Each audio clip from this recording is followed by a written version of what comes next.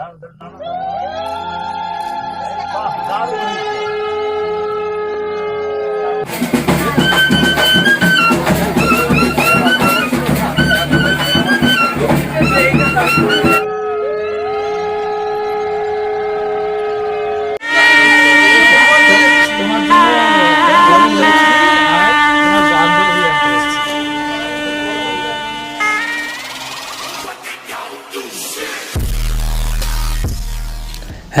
Friend, আমি চলে এসেছি আজকে বিয়ের ব্লগ নিয়ে।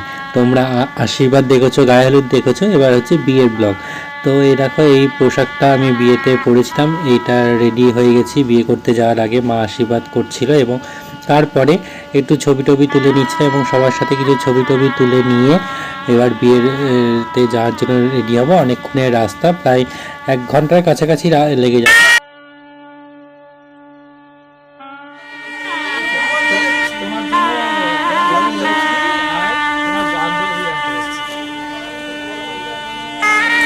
ওখানে সবাই বলছিল বল মাকে দাসী আনতে যাচ্ছি, বাট আমার জিনিসটা খুব একটা পছন্দ না। তার জন্য আমি বলেছিলাম যে তোমার জন্য বান্ধবী আর বাড়ির জন্য বউ আনতে যাচ্ছি।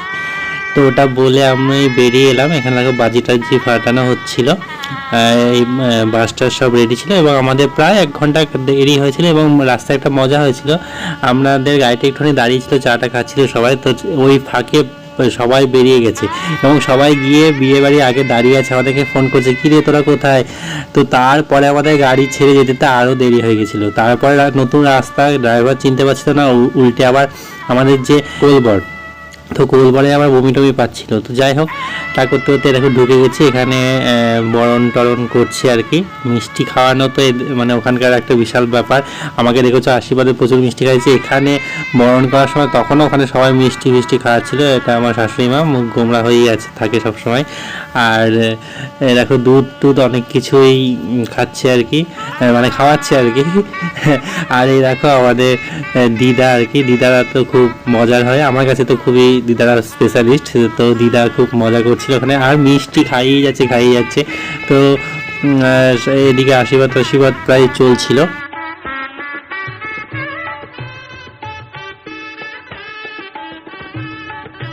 চারিদিকে গ্রামের লোকজন সব ভিড়ে ছিল এবং আমাদের ফ্যামিলিরও কিছু লোক ছিল, আর বন্ধুরা তো আমাদের সাথেই ছিল, আমাদের যে ফ্রেন্ডরা। দেখো এদিকে আমার ক্যামেরার জন্য দাঁড় করিয়ে দিয়েছিল দুদিকে লোকজন নিয়ে আর কি। আমরা এবার ফার্স্ট টাইম আর কি ঢুকছি আর কি বাড়ির ভেতরে।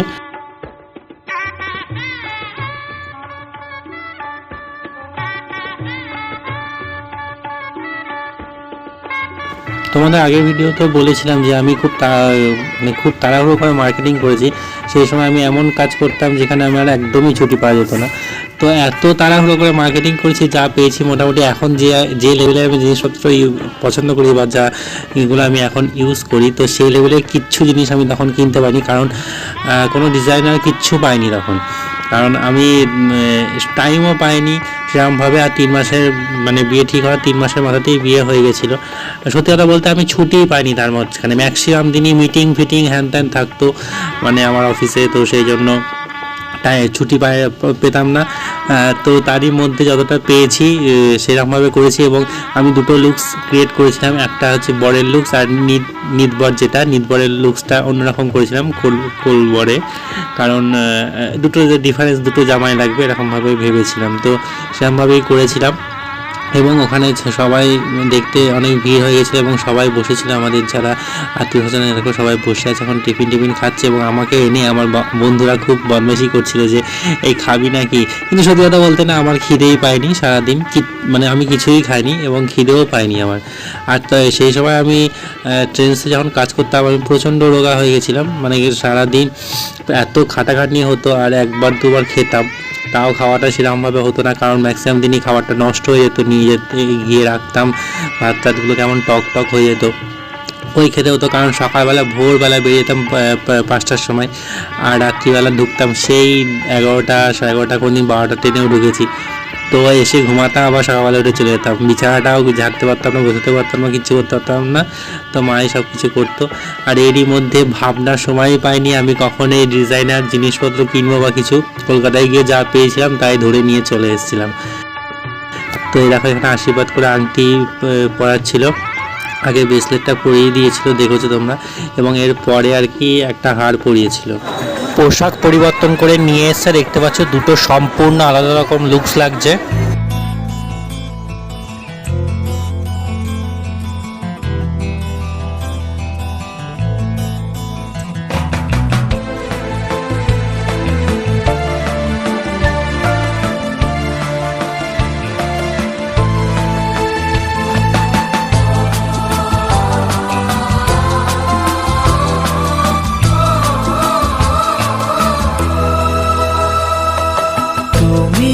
আমার জীবন সাথী, তোমায় আমি ভালোবাসি। তুমি আমার সূর্য সোনা, তুমি যে চাঁদের হাসি। তুমি আমার জীবন সাথী, তোমায় আমি ভালোবাসি। তুমি আমার সূর্য সোনা, তুমি যে চাঁদের হাসি।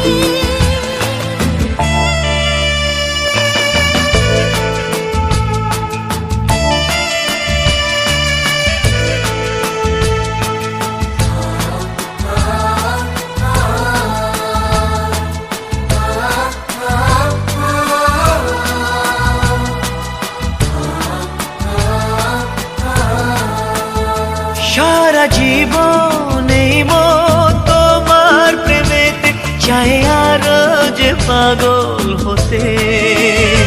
তুমি এত কাছে, তবু কেন মন চায় আরো যে কাছে পেতে। দু চোখ ভরে আজ তোমায় দেখি, তবু যে স্বাদ মেটে না। তুমি আমার জীবন সাথী, তোমায় আমি ভালোবাসি। তুমি আমার সূর্য সোনা, তুমি যে চাঁদের হাসি।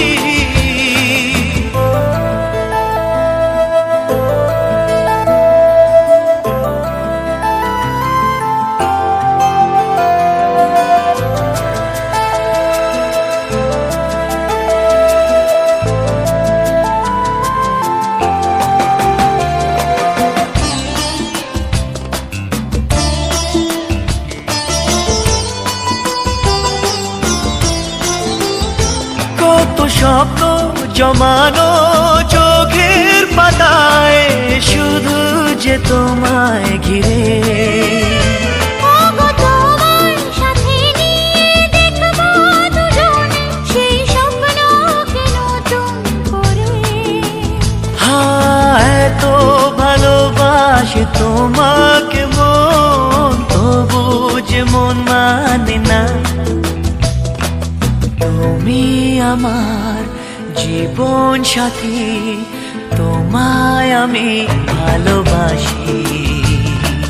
তুমি আমার সূর্য সোনা, তুমি যে চাঁদের হাসি।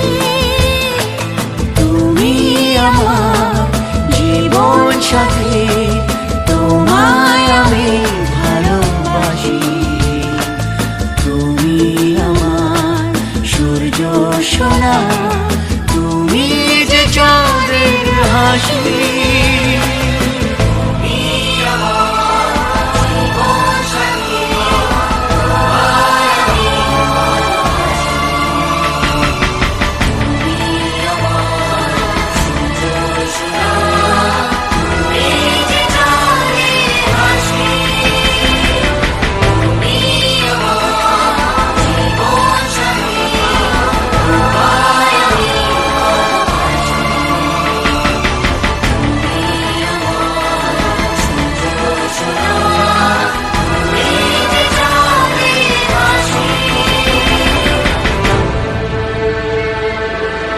বিয়ে কমপ্লিট হয়ে গেছে। এ দেখো, এই লুকসটা পুরোপুরি আমাদের যে মেকআপ আর্টিস্ট ছিল, মেকআপ আর্টিস্টকে ওখানে পাঠিয়ে দেওয়া হয়েছিল আর কি। গয়নাগাটিগুলো তো আগেই পাঠিয়ে দেওয়া হয়েছিল, মেকআপ আর্টিস্টকেও পাঠিয়ে দেওয়া হয়েছিল। তো উনি সাজিয়েছেন এবং সত্যিই খুব ভালো সাজিয়েছেন মেকআপ আর্টিস্ট সীমা। ওর লুকসটা খুব সুন্দর এসেছিলো। আমাদের মেকআপ আর্টিস্ট বুঝতে পারেনি যে মিষ্টিকে সাজানোর পর এরকম লাগবে, তো উনিও খুব স্যাটিসফাইড ছিল। এবং আমার সবচেয়ে এখনও যে জিনিসটা খারাপ লাগে, আমার বিয়ের যে আসরে তোমরা দেখে থাকবে আমার পিছনে আমার বাড়ি কেউ ছিল না, মানে আমার আত্মীয় স্বজন বা কেউই ছিল না। একটা অচেনা অন্যরকম একটা পরিবেশ তোমরা দেখে বুঝতে পারছো, সম্পূর্ণ আলাদা রকম একটা জায়গা, আলাদা মানুষজন, সম্পূর্ণ একটা আলাদা প্লেসে। তো সেখানে কেউই আমার পাশে নেই, সবাই এদিক ওদিক আছে, কিন্তু বিয়ের আসরে যত রকম সমস্যার মধ্যে আমাকে পড়তে হয়েছে, সেখানে মানে সেখানে বাগার মতো কেউ ছিল না ওখানে। আমার রাহুল একমাত্র ছিল, কিন্তু তাও বাড়ির লোক কেউ না থাকলে তো অন্য কেউ থেকে তো কোনো লাভ নেই না। তো যাই হোক, কমপ্লিট হয়ে গেল বিয়েটা, তো সব কিছু কমপ্লিট হয়ে গেল। তো এরপরে আমাদের ঘরে কিছু খেলা ছিল, সেই খেলাগুলো খেলার পরে আজকের মতো এইখানেই ব্লগটা কমপ্লিট করে দিচ্ছি, কারণ এরপরে বিদায় আছে, বরণ আছে, সমস্ত কিছু আরেকটা পার্টে তোমাদের দেখাচ্ছি। মোটামুটি বিয়েটা যেটুকুনি দেখাতে পারলাম সেটুকুনি দেখালাম, যে ক্লিপগুলো ছিল আর কি। অনেক ক্লিপ নষ্ট হয়ে গেছে, তোমাদের ভিডিওগুলো দেখলে বুঝতে হবে কেমন করে নষ্ট হয়েছে, অনেকদিন আগের ভিডিও।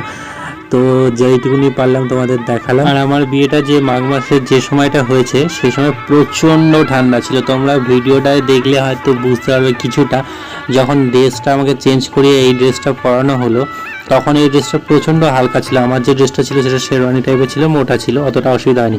এই ড্রেসটা পরে আমি রীতিমতো কাঁপছি ঠান্ডায়, ঠিক আছে, একদম থরথর করে কাঁপছি। আর পাশে পুকুর ছিল, পুকুরে ঠান্ডা বাতাস আসছিল, তো প্রচণ্ড কাঁপছিলাম। কিন্তু তা আমি ছবিটা যাতে ভালো আসে তার জন্য আমি গায়ে কোনো চাদর নিচ্ছিলাম না। তো দেখতে পাচ্ছ এই সময় প্রচণ্ড ঠান্ডা ছিল।